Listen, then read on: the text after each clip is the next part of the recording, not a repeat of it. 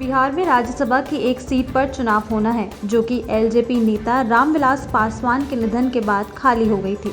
अब राज्यसभा में एलजेपी प्रमुख चिराग पासवान की मां का नाम सामने आ रहा है, लेकिन ऐसी खबरें आ रही हैं कि बीजेपी अपने उम्मीदवार को ही मैदान में उतारने का प्लान बना रही है, यानी एलजेपी को राज्यसभा से भी हाथ धोना पड़ सकता है। बिहार में एलजेपी के दिग्गज नेता रामविलास पासवान के निधन के बाद राज्यसभा की एक सीट खाली हो गई है और इस पर उपचुनाव होना है और इस मौके को बीजेपी भुनाने से पीछे नहीं हटेगी, क्योंकि बीजेपी और जेडीयू के रिश्ते को और मजबूत करने का एक सुनहरा मौका हो सकता है। जब बिहार विधानसभा चुनाव के दौरान चिराग पासवान ने लगातार जेडीयू और नीतीश पर निशाना साधा, तो बीजेपी की ओर से कोई जवाब नहीं दिया गया था। अब ऐसे में संभव है कि राज्यसभा की सीट पर बीजेपी अपना ही कोई उम्मीदवार उतार दे। हालांकि चिराग की मां रीना पासवान का नाम उपचुनाव की उम्मीदवारी के लिए सामने आ रहा है। अब 243 सदस्यों वाली विधानसभा में राज्यसभा के लिए 122 विधायकों का समर्थन चाहिए होगा।